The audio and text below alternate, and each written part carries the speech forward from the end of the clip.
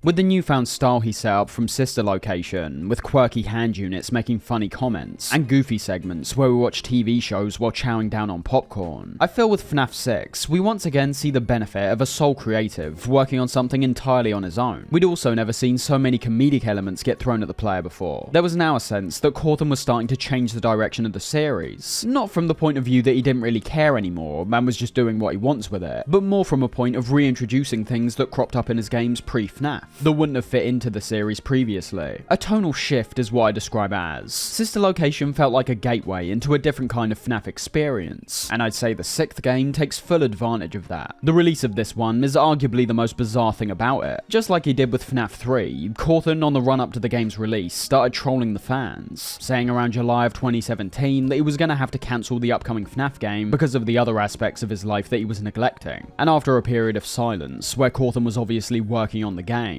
teasers started getting released on his website. First seeming to be mysterious, getting images like an animatronic with bright green eyes, a toy Freddy with strings attached to it. But all of a sudden, we started getting a barrage of 8-bit images, before eventually getting the full announcement that this brand new game was being referred to as Freddy Fazbear's Pizzeria Simulator. Now obviously, I get what he's going for. Cawthon's poking fun at the many Five Nights at Freddy's fan games that have now been created since the series blew up. Only thing is, you kind of give the game away when you actively start marketing the project on your website. It's his choice of course, and more than likely was the wiser thing to do to create buzz around the game before it came out. But as you can see from how the game appears on the online store, the intention is very much to appear like it's been made by some fan. It is strange to be honest, as it's ultimately a gag that lasts for the opening few minutes, but as we'll see when getting into the actual game, the title does have more relevance on the overall game design than you may initially think. One thing that has to be praised however, is the fact that Cawthon gave this game out for completely free. It was released for free and still remains free to this day, and as you're going to see when it comes to the quality of the game and how it's been designed, the generosity from Cawthon is outright absurd. Make no mistake, this very much is Five Nights at Freddy's 6, and I don't just think it lives up to the series standards, I also find it to be one of the most well-crafted, experimental, ambitious, and satisfying games out of them all. The game begins by continuing the same facade we witnessed in its exterior, taking us to a main menu where we can first design our pizza by putting whatever toppings we want onto it, before starting the game. What we have to do here isn't too dissimilar to the minigame in FNAF 2 where we took cake to the children. We need to collect pizzas from the top left corner and then chuck them at the kids. Incredibly simplistic gameplay obviously, but I don't think this should simply be written off as an out and out joke. As we'll see when eventually arriving at the main part of the experience, minigames like this not only make a comeback in a massive way, but their significance towards your progression can be pretty huge as well. Anyways, after throwing pizzas for a while, a dark version of Freddy will show up and try slow your progress, and eventually, upon managing to get past round 3, the game starts glitching out, with our pizzas getting replaced by the dark Freddy, and the kids' scores going crazy on the right hand side. With FNAF's track record at this point, I wouldn't say this would be seen as a particularly unexpected outcome, especially for those who've experienced some of the minigames in the past. What is quite unexpected, however, is the abrupt and immediate shift that occurs within a few seconds of our screen cutting to black.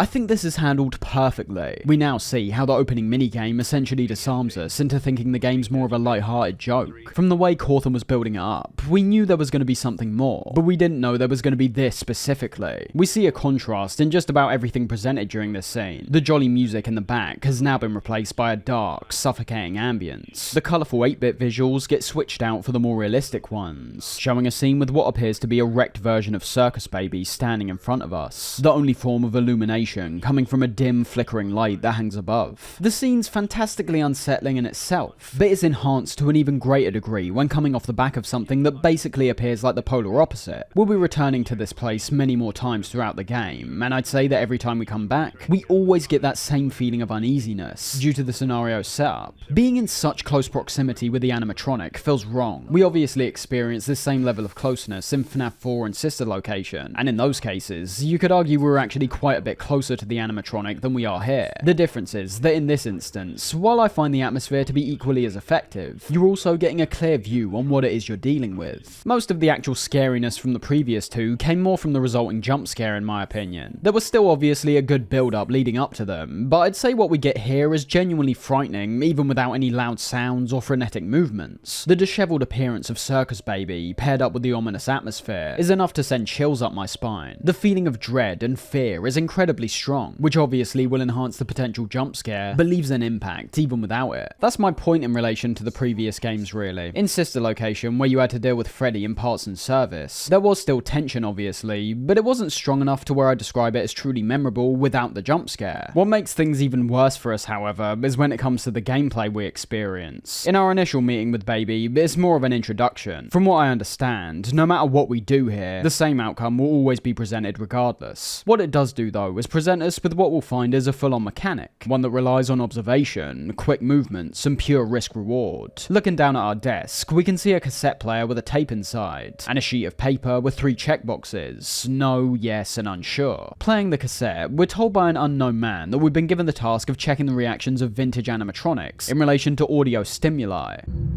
Begin tape. Leaving dead space. 3, 2, 1. The purpose of this tape is to test automated response times and reactions from vintage interactive attractions following audio stimuli. If you are playing this tape, that means that not only have you been checking outside at the end of every shift, as you were instructed to do, but also that you have found something that meets the criteria of your special obligations under paragraph 4. Keep the vintage part of that in mind, as although it's currently up in the air when exactly a game like Sister Location took place, some of the animatronics we meet along the way end up clearly revealing when exactly Fnaf 6 is taking place. After explaining our role, several audio samples get played one after the other, all of which convey sounds that you describe as being unrecognizable. Begin audio prompt in 3, 2, 1.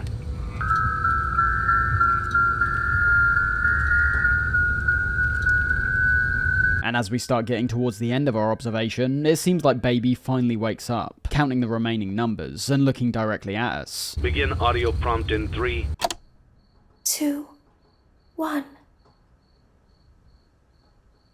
So in the same intro sequence, we've gone from having the experience start in a pretty funny way to being superbly creepy in the span of around a few minutes. I can't deny though, it works. As I say, that intro almost encapsulates the entire game for me. Fnaf 6 isn't a game that's trying to create a consistently scary atmosphere from start to finish. Instead, it looks to other genres and tones to vary up the overall experience, while consistently returning to elements we're more familiar with from the previous games. We'll see more when we get into all these things in a second, but it's important to keep those facets in mind. The contrast we get continually presented is very much intentional, and I think works fantastically, not just when it comes to providing new gameplay opportunities, but to also have those familiar FNAF sections be filled with even more dread. It's a new day. It's your time to shine. It's time to take your career into your own hands. The opening cutscene we're shown keeps in line with the same kind of humour we saw during several points in Sister Location. Not just because Andy Field, the voice of the hand unit, makes a return, with him providing essentially the exact same performance of a stunted, robotic, and hilarious piece of guidance. But when you listen to how the dialogue's been written, it's filled to the brim with pure sarcasm, which is made even funnier from how Field's delivery is so blunt. Sure, it's a lot of money to invest, but everyone's doing it.